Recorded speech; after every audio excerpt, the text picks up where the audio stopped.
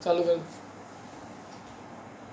Hello student, जैसा कि twelfth के बच्चों की जो रिक्वेस्ट आ रही है और जो ट्वेल्थ पास स्टूडेंट है उनके अकॉर्डिंग हम उनको जेई की जो प्रिपरेशन स्टार्ट करनी है, तो उन्होंने मेरे को बोला कि सर जेई की प्रिपरेशन कैसे स्टार्ट करें, क्योंकि हमारा जो वीडियो है हमारा जो जेई का एग्ज़ाम है वो जो अभी का जो अनुमान लगा रहे हैं हम वो जून लास्ट में या जुलाई फर्स्ट वीक में होगा। तो अभी हमारे पास आइडियली 50 to 60 डेज लेफ्ट है और इसके अंदर मैं आपको वो टॉपिक बताने वाला हूँ जो तैयारी करने से आपके आउट ऑफ 25 आप 20 क्वेश्चन आराम से सॉल्व कर सकते हैं। क्योंकि देखो मैथ्स के अंदर टोटल आपको पता है 25 से 30 टॉपिक आते हैं, लेकिन मैं आपको यहाँ पर हार्डली 15 टॉपिक बताऊंगा, 15 ऐसे टॉपिक्स बताऊंगा जिनको अगर आप कर लेते हो तो आपके 20 क्वेश्चन तो आराम से जेई जो अप्रैल में होने वाला जो पोस्टपोन हो चुका है वो जो भी एग्जाम जब जून में होगा जुलाई में होगा तो उसमें 20 क्वेश्चंस आप आराम से कर सकते हो। जो जेई का जो जनवरी का जो ट्रेंड रहा था जो सारी शिफ्ट में मैंने देखा, तो मैंने उसका एक एनालिसिस किया था, उसका मैंने एक पहले भी वीडियो बनाया था। क्योंकि आज हम लेक्चर का स्टार्ट कर रहे हैं तो मैं एक बार थोड़ा सा आपको प्रीव्यू बताने वाला हूँ कि कैसे कैसे मैथ्स का पेपर अपडेट रहता है, कैसे कैसे मैथ्स का पेपर डिजाइन रहता है। हम यहाँ पे पहले थोड़ा सा बात करेंगे कि हमें कौन से टॉपिक को पहले पढ़ना है और उसके बाद आज ही इसी वीडियो में हम नेक्स्ट जो आपका टॉपिक है जो हमें पढ़ना है जेई मेंस के अकॉर्डिंग उसको हम तैयार कर देंगे, स्टार्ट कर देंगे। क्लियर है?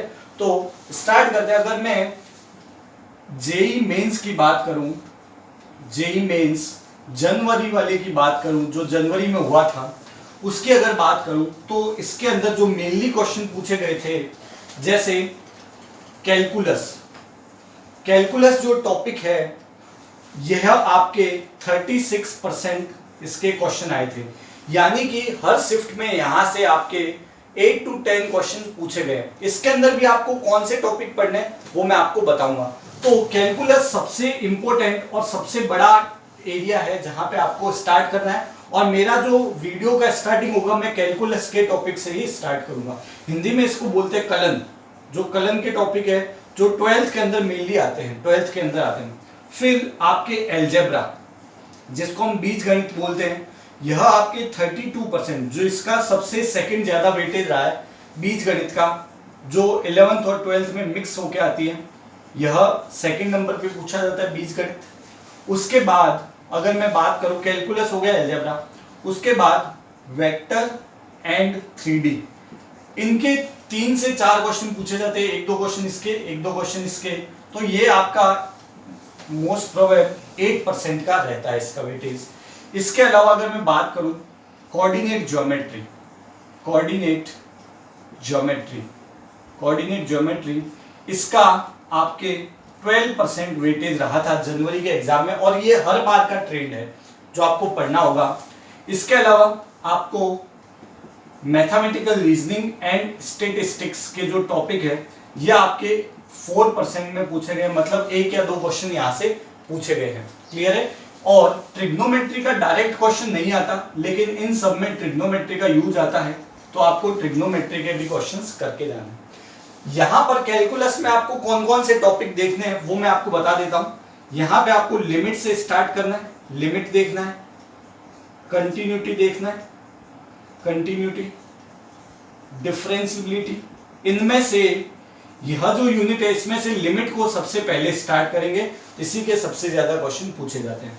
उसके बाद indefinite integration, indefinite integration, definite integration, definite integration और आपका application of derivative. Application of derivative में भी आपको नॉर्मल टेंजेंट पढ़ना है, नॉर्मल एंड टेंजेंट, इसके बारे में बात करेंगे। क्लियर है? यहाँ पे आप इंक्रीजिंग एंड डिक्रीजिंग फंक्शन के बारे में बात करेंगे।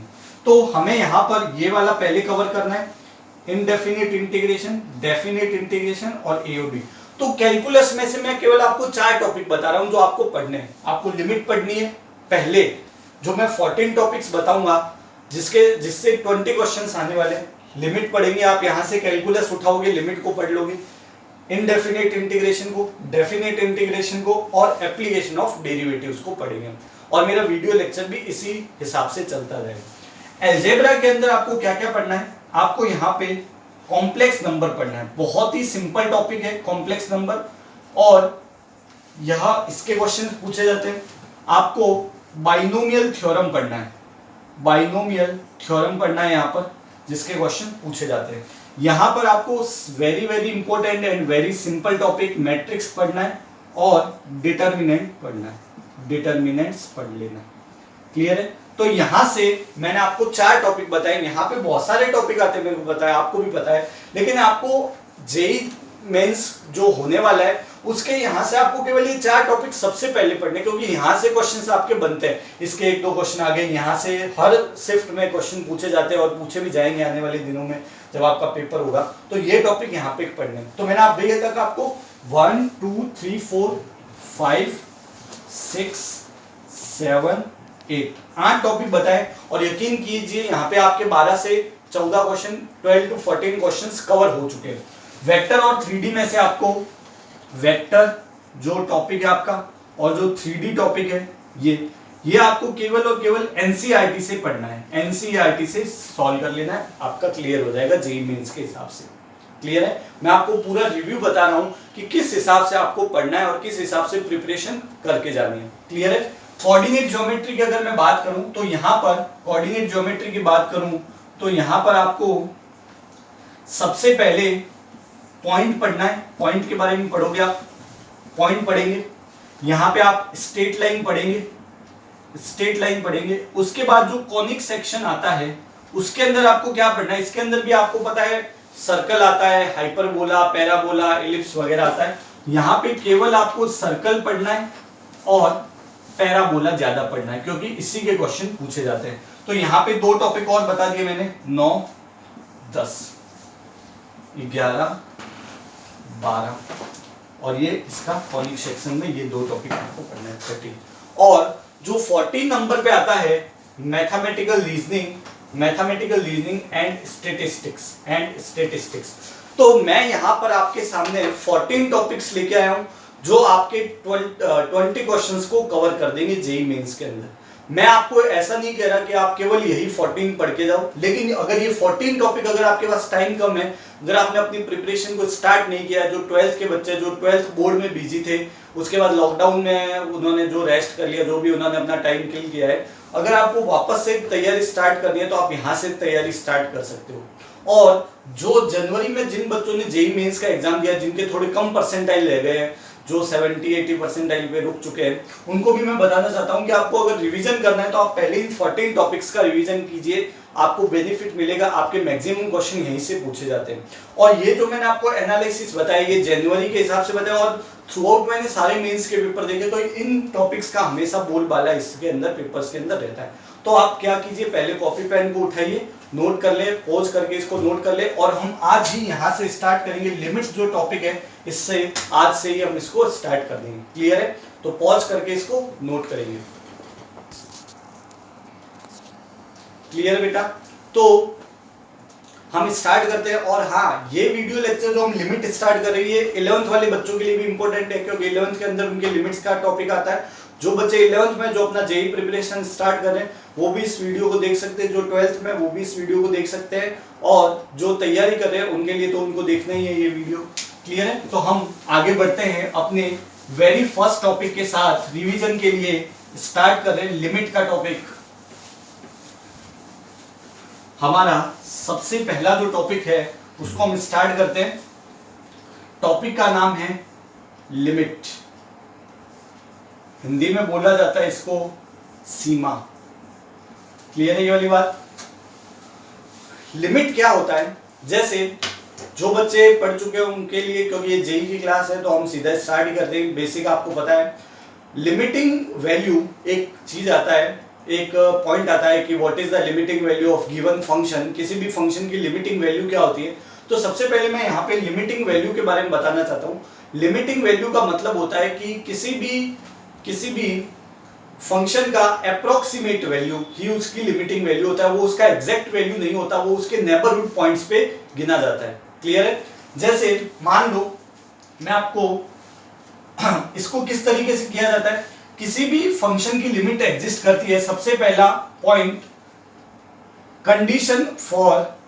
कंडीशन ऑफ लिमिट एग्जिस्ट, किसी भी फंक्शन की लिमिट कब एग्जिस्ट करती है, क्लियर है, व्हेन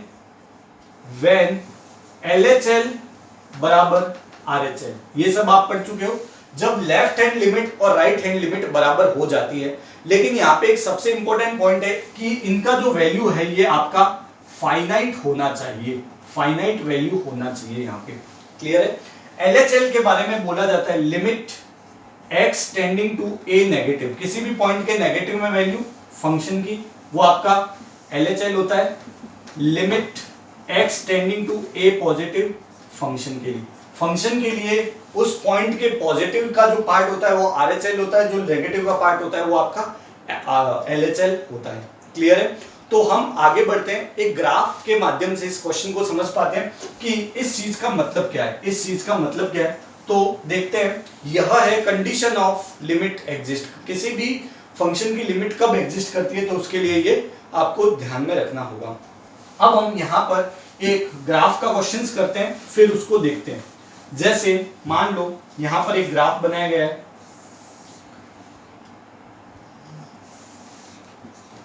क्लियर है, यहां से ये 1,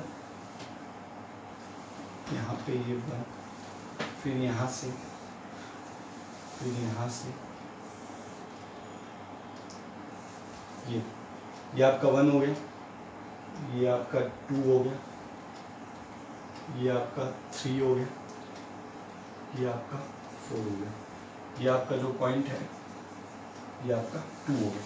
अब मैं आपको ग्राफ को रीड करना सिखाता हूं कि ये ग्राफ को किस तरीके से रीड किया जाता है, ग्राफ को किस तरीके से रीड किया जाता है। जैसे मान लो आपके यूं लिखा हुआ है कि limit x tending to 1 negative function. अब देखो फंक्शन की 1 नेगेटिव में क्या वैल्यू है, तो ये 1 है, इसके हम नेगेटिव पार्ट पे आएंगे। नेगेटिव का मतलब होता है लेफ्ट साइड। यहां पर हमें कौन सा ग्राफ मिलता है, हमें यहाँ पे ये वाला ग्राफ मिलता है, इसकी अप्रोक्सीमेट, हम यहाँ पे देखो लिमिटिंग का मतलब होता है अप्रोक्सीमेट वैल्यू, लिमिट का मतलब एग्जैक्ट वैल्यू नहीं होता। तो ये देखो आपके 0 के नजदीक है, ये देखो यहाँ पे आता है और इसकी वैल्यू क्या है 0 है, तो इसकी वैल्यू 0 हो जाएगी, क्लियर है। लेकिन अगर मैं limit of x tending to 1 positive पे जाता हूं, फंक्शन के लिए 1 पॉजिटिव पे जाता हूं, 1 से थोड़ा सा आगे जाता हूं, जैसे मैं यहाँ पे आता हूं, तो मुझे ये वाला ग्राफ मिलता है, मुझे ये वाला ग्राफ मिलता है, और इसकी जो वैल्यू है वो देखो आप क्या है 1 है, वो आपके ग्राफ की जो वैल्यू है ये आपके 1 के करीब है, ये आपके 1 के करीब है। तो इसकी वैल्यू क्या हो जाएगी 1। इसका मतलब ये हो गया कि 1 के लेफ्ट की वैल्यू अलग है, 1 के राइट की वैल्यू अलग है। इसका मतलब फंक्शन की जो वैल्यू है वो 1 पे एग्जिस्ट नहीं कर पा रही, ये 1 पे एग्जिस्ट नहीं कर पा रही, क्लियर है। अब अगर मुझसे कोई 3 के लिए बात करे, आप करके देखो, limit x tending to 3 negative function, 3 के नेगेटिव में, मैं आपको ग्राफ को रीड करना सिखा रहा हूं, 3 के नेगेटिव में, ये 3 है, इसके नेगेटिव में है, तो हमें यहां पे मिला, इसका अप्रोक्सीमेट वैल्यू कितना है 2 है, ये 2 है। और अगर मैं इसके राइट साइड की बात करता हूं, राइट साइड की बात करता हूं, तो देखो 3 के राइट में है, तो मुझे वापस यहीं पे मिला, और इसकी भी वैल्यू कितनी है 2। तो मैं देख सकता हूं कि जो 3 है इसके लेफ्ट में और राइट में दोनों इक्वल वैल्यू है, तो देन फंक्शन जो लिमिट ऑफ फंक्शन है, then limit of function exist at x equal to 3 but not exist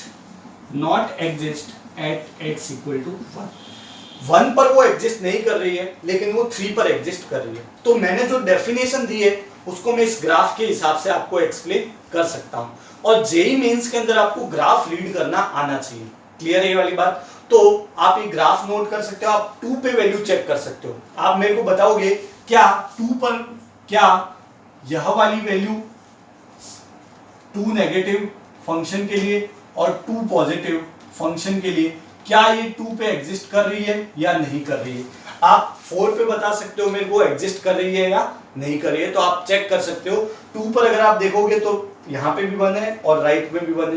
4 पे अगर आप चेक करोगे तो यहाँ पे भी 1 है और यहाँ पे भी 1 है, यानी कि 2 और 4 पे भी आपकी लिमिट जो है वो एग्जिस्ट कर रही है, क्लियर है? तो इस हिसाब से आप देख सकते हो यहाँ पे जो ये सॉलिड बबल होता है इसका मतलब होता है 0 पे फंक्शन की वैल्यू 1 है, और हॉलो बबल का मतलब होता है ये वाला पॉइंट शामिल नहीं है, यानी कि 1 पर उसकी वैल्यू 1 के बराबर हो जाएगी। क्लियर है? तो ये इस टाइप के जो क्वेश्चंस आते हैं जो ग्राफ के ऊपर बेस्ड होते हैं, उसके अंदर हम क्या करते हैं, ग्राफ को रीड करके लिमिट के क्वेश्चंस को सॉल्व कर सकते हैं। ठीक है, यहां पर मैं आपको 1 बाय 1 स्टार्ट करूंगा, लिमिट को लेके किस तरीके से इनको सॉल्व करना है वो सब हम आपको देखेंगे। आप पहले ये फर्स्ट क्वेश्चन को नोट करेंगे, फिर मैं कुछ क्वेश्चंस लिखता हूं, उनको अपने 1 बाय 1 देखेंगे।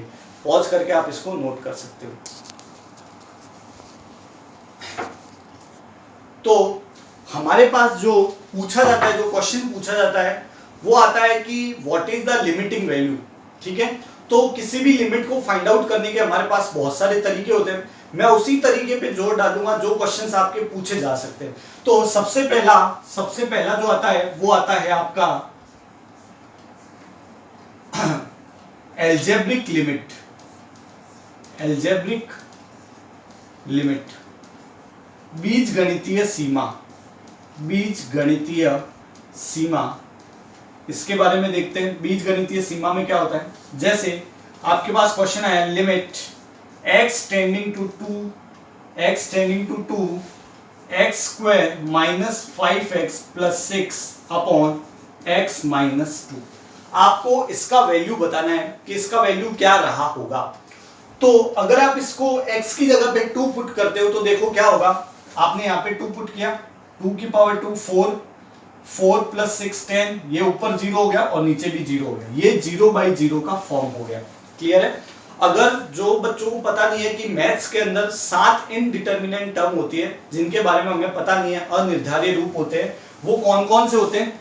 0 बाई 0 होता है, इनफाइनाइट अपॉन इनफाइनाइट होता है, 0 बाई इनफाइनाइट होता है, 1 की पावर इनफाइनाइट होता है, इनफाइनाइट माइनस इनफाइनाइट होता है, 0 की पावर इनफाइनाइट होता है और इनफाइनाइट की पावर 0 होता है। तो ये हमारे पास 7 इनडिटर्मिनेंट टर्म होते हैं। ये 7 इनडिटर्मिनेंट टर्म होते हैं जिनके बारे में हमें पता है। अगर ये कहीं पे भी आ जाते हैं, अगर ये क्वेश्चंस में कहीं पे भी फॉर्म हो जाते हैं तो उनका लिमिटिंग वैल्यू कुछ ना कुछ बनता है, इसका आंसर इनडिटर्मिनेंट फॉर्म नहीं होता है। तो ऐसे क्वेश्चन एल्जेब्रिक लिमिट से सॉल्व किए जाते हैं। हमें क्या करना है, इन दोनों को, इनको एल्जेब्रिक लिमिट करते हैं। इसके अंदर क्या करेंगे, हम ऊपर और नीचे का फैक्टराइजेशन बनाते हैं।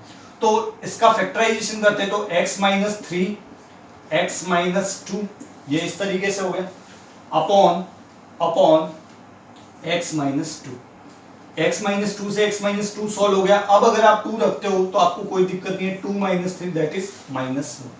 क्लियर है ये वाली बात? तो इस तरीके के क्वेश्चन एल्जेब्रिक लिमिट से पूछे जाते हैं। एक क्वेश्चन मैं आपको देता हूं, उसको आपको सॉल्व करना है। आपको देखना है कि क्या ये क्वेश्चन आप सॉल्व कर सकते हो क्या, जो आपके पूछा गया है।